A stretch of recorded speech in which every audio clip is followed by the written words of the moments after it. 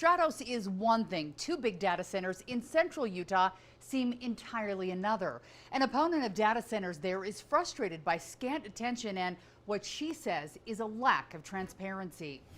We're following a pair of data centers tonight for you. Samantha Hoffman is in southern Utah with details on a planned vote for the data center there.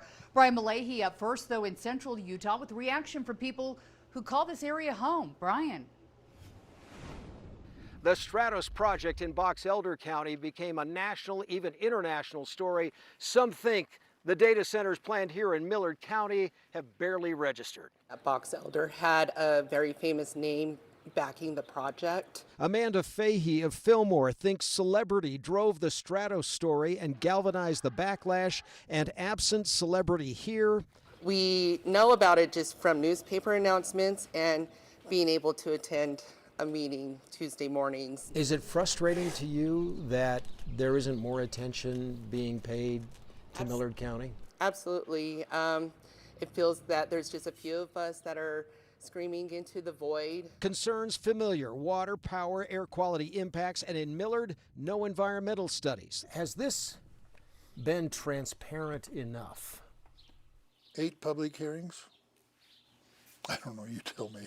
Commissioner Bill Wright and his colleagues approved the data centers. One could have more than 30 buildings. I don't care whether they come or not. Really? I'm not pushing data centers. The reason they're here is they have a property right and they get to exercise that property right.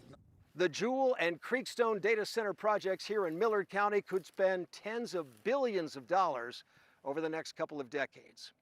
In Millard County, Brian Malahy, KUTV 2 News. Brian, thank you. The massive Stratos data center proposed in Box Elder County is also top of mind.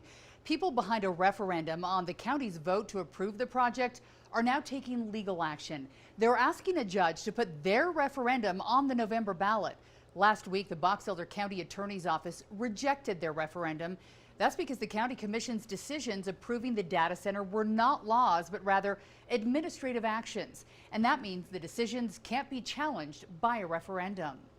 These are AI-generated images from Kevin O'Leary showing what the Box Elder County data center could look like once it's built.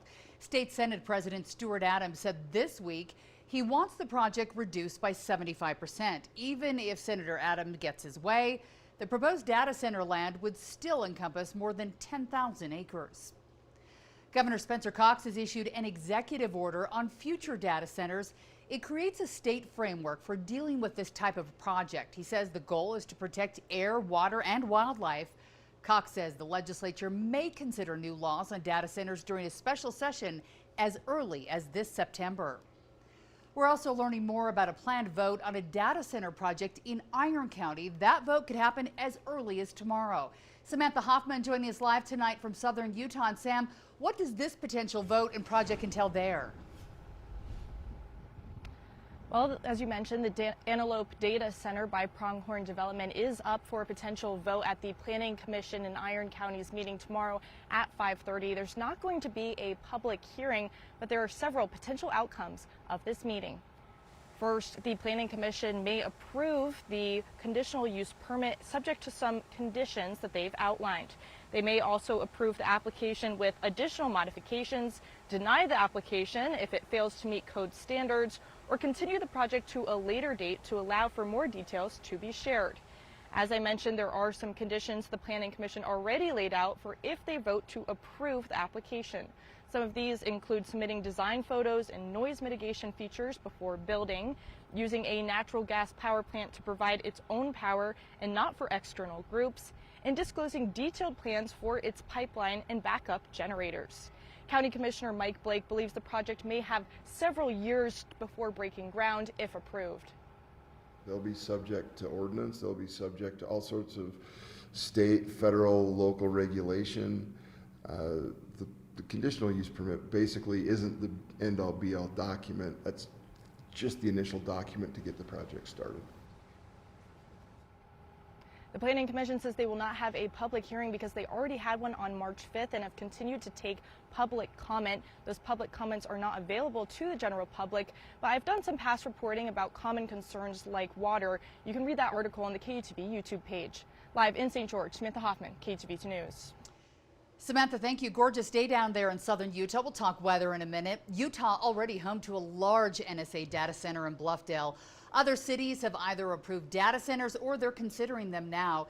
That list includes Santaquin, Cedar City, Provo, Eagle Mountain, and the one in Box Elder County. It is a hot topic right now, so we want to know, what do you think about this? Which question here should a data center answer before they're actually approved? You can scan the QR code, grab your phone right now, look at your screen right now to vote. At this point, 60% say their biggest question, where will that water come from? Next at 36%, what does the community think?